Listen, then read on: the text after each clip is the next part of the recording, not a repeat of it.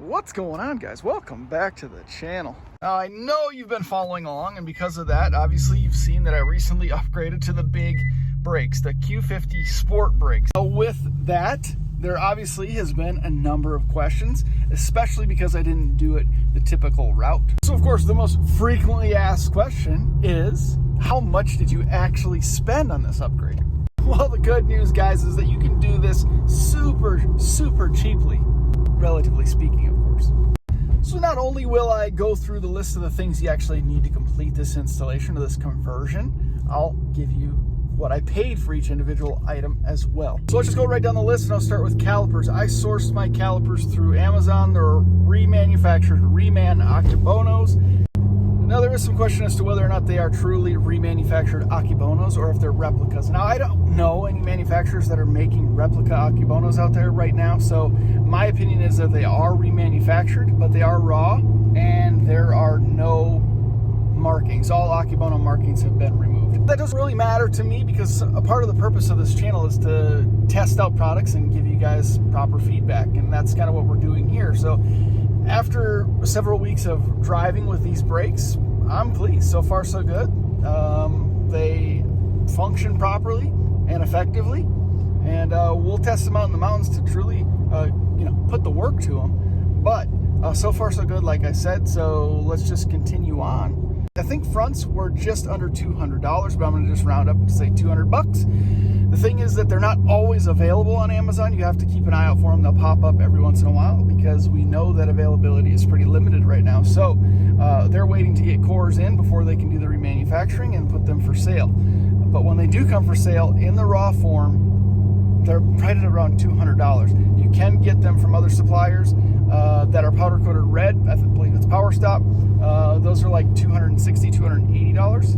But the raw state, I found them $200. Again, that was just for the fronts. The rears were $163. Again, in raw form, no powder coating, no paint, no nothing. But they did come semi-loaded, which means they had the pins and they had the springs. So between the two, fronts and rears, $363.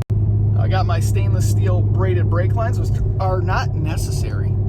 They're not necessary. Got those from Concept Z Performance for $100, almost $100 exactly. I think when they run deals, you can get them for like 89 bucks or something like that.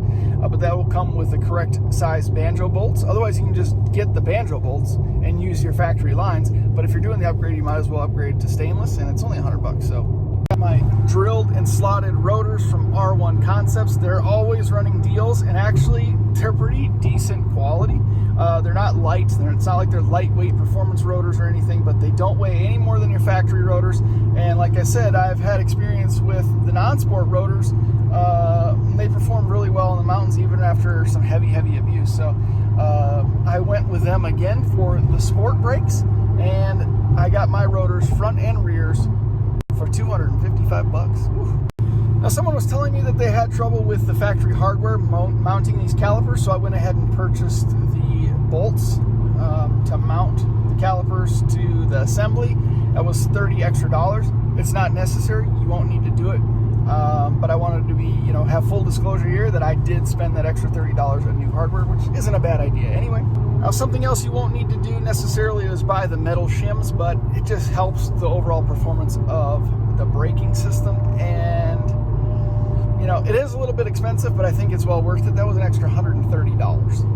Now, I got the Stop Tech Street Performance brake pads, which are kind of a good mix between street driving and occasional track use. So a little more aggressive than your factory pad would be.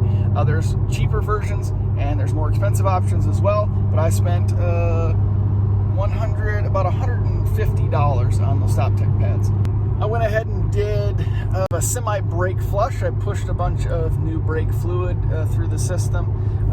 You can get a 3-bottle kit of the Motul DOT 5.1 for $28.50. We'll just say $28 for some fresh brake fluid. Higher performance brake fluid as well. It operates better under high temperature and more stressful braking situations. So it's a good upgrade.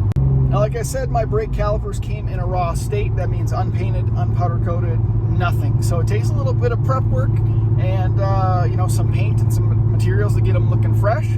So with some sandpaper, sandable primer, and paint, spent about $31. Of course, you got to consider a few hours of work that you put into it as well, but again, this is just monetary expenditure. And finally, decals. Just $5 for a pair of Speed Culture decals that you can stick on those front Akebonos, and they look really, really good. Again, $5 just for a pair, or you can spend about $9 for the set of Akebono decals if you want to go that way, which everyone does. So why not be a little bit different and go with the Speed Culture decal, huh? Before we talk about final total, let's consider purchasing this complete package from Z1 Motorsports. All the same stuff. Stainless lines, DOT 5.1, only 2 bottles though of DOT 5.1. Slotted rotors, powder-coated calipers. We'll say that red Infinity powder-coated calipers, but some just kind of generic ceramic brake pads. That total for that complete package, which matches mine, essentially the same thing, $1,904. $1,904. Okay, now how much did I spend on my kit? Now my complete package, if you follow like I did, was, I don't even know how this worked out, $1,111. Can you believe that shit? Here it is, $1,111. Don't get me wrong, that's not saying anything negative about the Z1 Motorsports package. Everything is new. Everything is all put together in a tidy package. You got all you need. You don't need to source anything. So the convenience is definitely, you don't have to prep or paint anything yourself. So you just really have to determine whether or not that convenience is worth that extra $800 or so. Of course, to me, it wasn't, because as you know, if you've been following along, you know, sort of the purpose of this channel is to show you that there are ways to make upgrades without spending a bunch of money. There's alternative ways to do things and not sacrifice quality, not sacrifice performance, but still really get a nice bang for your buck. And again, nothing against the Z1 package, because it's all there, nice, tidy, complete kit for you. And I'll put a link in the description below to that package. And it's a great option for you. But if you're wanting to save a little bit of money and you don't mind putting in a little bit of time and a little bit of effort, a little bit of elbow grease, there's an alternative that allows you to save $800, almost $1,000 in savings, and you still get this nice big brake upgrade. There's other alternatives out there. You can get less expensive rotors. I don't know if you'd want to.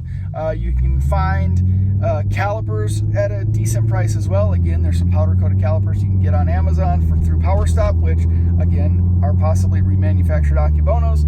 I think like $260, $270 for the fronts and about $250 for the rears. So a little bit more expensive, but again, powder coated and taken care of for you. You can go to rockauto.com and get some in raw form as well for pretty decent prices. I think maybe similar to PowerStop, you know, like $130, $140 per caliper, something like that. But they do take core, so when I checked in, they tell you that you have to send in the exact same caliper. So I don't know why you would trade Akebono calipers as a core unless you just wanted some that were truly remanufactured. You got a used set, but you want some nicer ones so you can send them in, whatever. But anyway, there's alternatives other than just Amazon, but you might not be able to get it quite as low as $1,111. Like I said though, guys, these calipers are not always available on Amazon, so you got to keep your eye out for them. I'll take a look here as I post this video and see if I can link some for you in the description. If not, I'll link the PowerStop ones, the red ones, as an alternative. The R1 Concepts rotors, I know they're kind of out of stock. They've been burning through them like crazy, but check there. Check other sources as well. But that's about it. If you guys have any questions, leave them down in the comment section. I'll definitely get to them. But seeing the savings that I was able to accomplish here and still upgrade to the big brakes, they look awesome. They perform really, really well. And God, did I say they look awesome? Yeah. But I wanted to share it with you guys because the savings is just too good not to let you know about. Thank you guys very, very much for watching. Thank you for the continued support. Onward and upward for the channel. Big things to come for this Q50, and a new channel car is coming soon. I can't freaking wait. Thank you guys for watching. See you in the next one.